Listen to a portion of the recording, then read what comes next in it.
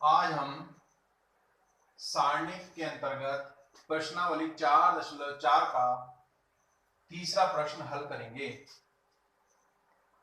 क्या है प्रश्न? दूसरी पंक्ति के अवयवों के सहखंडों का प्रयोग करके सारणिक 5 3 8 2 0 1 1 2 3 का मान ज्ञात करो। इसका मान ज्ञात करना एक तो प्रसार के माध्यम से हम करते हैं और एक सहखंड उपसारणिक, ये जो कल बताया था उसके आधार पर हम निकालेंगे। ठीक है, तो कल हमने सब अच्छी तरह से किया था पिछले दो सवालों में। सहखंड कैसे निकालते हैं, उपसारणिक कैसे निकालते हैं, फिर सहखंड कैसे निकाला जाता है। सारणिक को, उपसारणिक को एम माइनर कहते हैं और सहखंड को ए से व्यक्त करते हैं, कोफैक्टर्स। दूसरी पंक्ति के सहखंड, ये हमारे पास सारणिक है, इसमें हम दूसरी पंक्ति के सहखंड निकालेंगे क्योंकि हमें क्या करना है, दूसरी पंक्ति के अवयवों के सहखंडों का प्रयोग करना है। ठीक है, जिसका कहा जाए उसके अनुसार कर रहे हैं, तो उसने कहा दूसरी पंक्ति के अवयवों के सहखंडों का प्रयोग करके। तो इसमें दूसरी पंक्ति के सहखंड क्या होंगे, इसको हम ए से व्यक्त करते हैं, माइनस को जब माइनस चिन्ह के सहित दर्शाते हैं तो ये हमारा कोफैक्टर्स बन जाता है। 8 in 1 is equal to -1 की पावर, ये पहला रो होता है, दूसरा कॉलम, 2 + 1। अब दूसरे और पहले कॉलम को हम छोड़ते हैं, दूसरी रो और पहले कॉलम को जब छोड़ेंगे तो हमारे पास माइनस क्या आएगा, 3 8 2 3 इज इक्वल टू -1 की पावर 2 1 3 हो जाएगा, into 3 into 3 -2 into 8 is equal to, ये यहां पर क्या है, विषम संख्या है तो इसलिए इसका जो घात, इसका जो मान होगा वो क्या होगा, ऋणात्मक होगा। इंटू 3 3 9 -8 दूनी 16, तो ये 9 में से 16 गए, कितने बचेंगे, -7। इधर माइनस है, इधर माइनस है, तो 7 इसकी जो मल्टीप्लाई होगी वो कितनी होगी, माइनस माइनस प्लस, तो कितना बचेगा, 7। सेकंड कोफैक्टर है A22, second row second column, इस अवयव का कोफैक्टर निकालना है 0। तो -1 की power second row second column यानी 2 + 2। अब दूसरी रो दूसरे कॉलम को छोड़कर क्या बचेगा हमारे पास, माइनस 5 8 1 3। ठीक है, -1 की पावर 4, 5 तिया 15, 5 इंटू 3 -1 इंटू 8, 5 तिया 15 -8 बराबर कितना बचेगा, 7।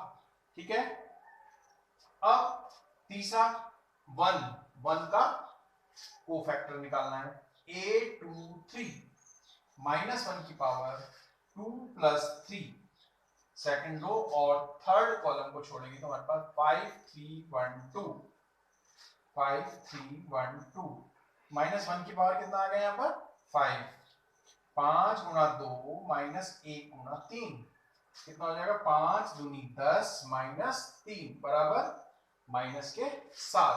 तो हमने R2 के कोफैक्टर्स निकाले। अब R2 के अनुदिश जब हम प्रसार करते हैं तो हम जब इसका प्रसार करते हैं वैसे तो हम डायरेक्ट कर देते हैं, अब वही चीज आ गई, उसको हम उस रूप में लिखेंगे। तो यहाँ क्या करते हैं, A21 यानी कि जैसे 2 है, A21 क्या है, 2 गुणा A21 चिन्ह सहित जब हम माइनर को लिखते हैं तो ये आएगा हमारे पास 7। तो ये सूत्र बनता है हमारा, प्लस A22 प्लस A23 इस तरह से अगर हम दूसरी तीसरी रो होती तो हम A31 A32 है ना। तो इस तरह से हम जिस रो या जिस कॉलम के अनुसार करेंगे तो ये हमारा उसी प्रकार से लिखा जाएगा। ठीक है, इसमें मान रख देंगे 2 गुणा 7, ठीक है, 2 गुणा 7। इसी तरह से A22 कितना है, 0, 0 गुणा 7।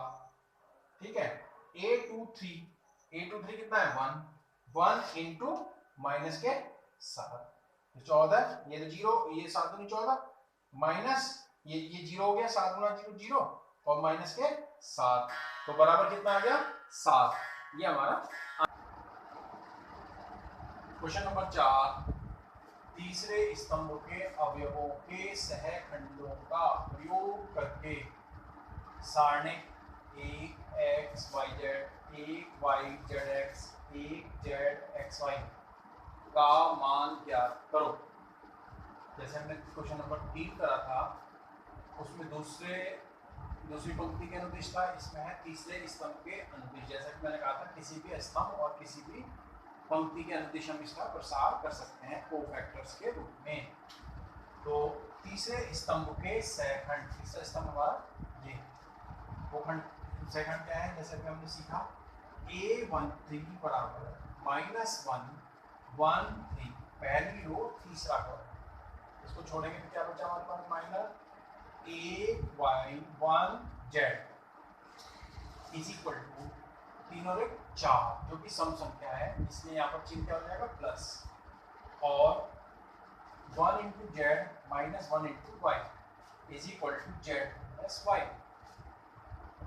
A23 इज इक्वल टू -1 की पावर 2 प्लस 3 दूसरी रो तीसरा कॉलम, ठीक है, दूसरी रो तीसरा कॉलम। क्या बचेगा AX1 Z X1 Z। यहाँ पर विषम संख्या आई 5, इसलिए इसका चिन्ह हो जाएगा minus 1 into Z minus 1 into X, ये हो जाएगा माइनस के Z minus X. A33 is equal to -1 3 plus 3 third row third column 1 x 1 y -1 की power 6 1 into Y minus 1 into X is equal to plus Y minus X. C3 के ये वाले cofactors आ गए। अब C3 के अनुदिश प्रसार करने पर जो हमारा फॉर्मूले के रूप में हम लिख सकते हैं क्या होगा 1A13 ये कौन सा है, first row third column, second row third column, third row third column, A11 A13 ये फर्स्ट रो तीसरे कॉलम का अवयव है, A13 plus A23 A23 plus A33 A33 is equal to, अब इसमें पहली रो थर्ड कॉलम में अवयव है वाई जेड इंटू A13 कितना आया Z minus Y plus A23 Z X और A23 माइनस के Z minus X plus x Y into Y minus x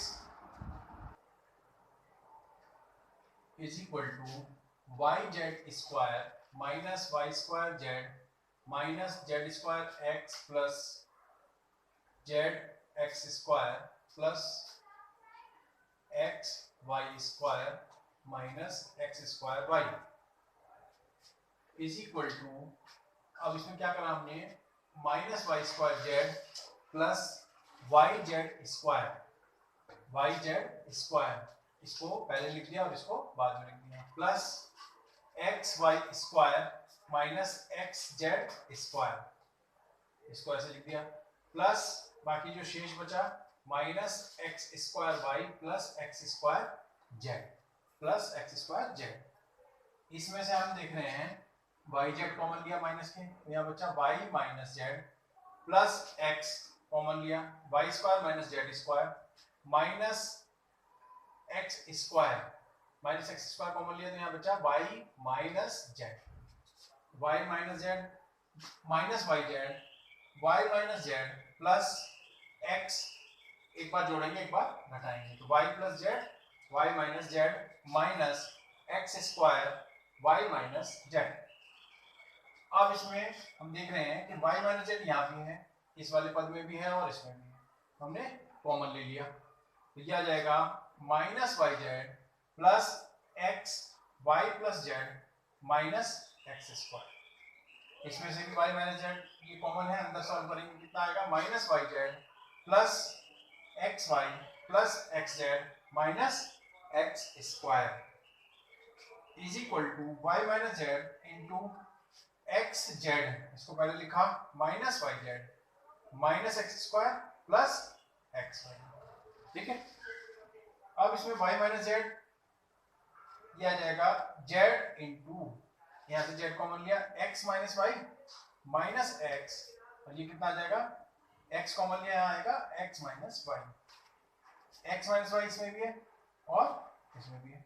ये कितना आ जाएगा y minus Z, x minus Y common लिया, या कितना बचा z माइनस x। ये हमारा सवाल हो जाता है, यही हमारा आंसर है। प्रश्नावली 4.4 का अंतिम प्रश्न बहुविकल्पीय प्रश्न है। क्वेश्चन नंबर 5, यदि सारणी a11 a12 a13 a21 a22 a23 a31 a32 a33 ये अवयव भी है कॉलम और स्तंभ के, पंक्ति और स्तंभ के अनुसार, और aij का सहखंड aij हो तो, ये हम इसको चिन्ह सहित लिखते हैं माइनर को, तो उसे aij कहते हैं सहखंड। तो त्रिभुज का मान निम्नलिखित रूप में, सारणिक का मान निम्नलिखित रूप में व्यक्त कीजिए। ठीक है, अब इसमें से हमें 4 में से विकल्प चुनना है। किसी सारणिक का प्रसार, हम जानते हैं कि किसी सारणिक का प्रसार किसी पंक्ति या स्तंभ के अवयवों तथा उनके संगत सहखंडों के गुणन के योग के बराबर होता है, जैसा कि अभी हमने पिछले सवालों में किया है। अब जैसे हम इसका प्रसार C1 के अनुदिश करते हैं, क्योंकि और के अनुसार तो आ नहीं रहा, C1 के अनुदिश करेंगे तो आप लिखेंगे A11 इंटू इसका सहखंड, तो सहखंड आएगा A11 plus A21 A21 A31 A31।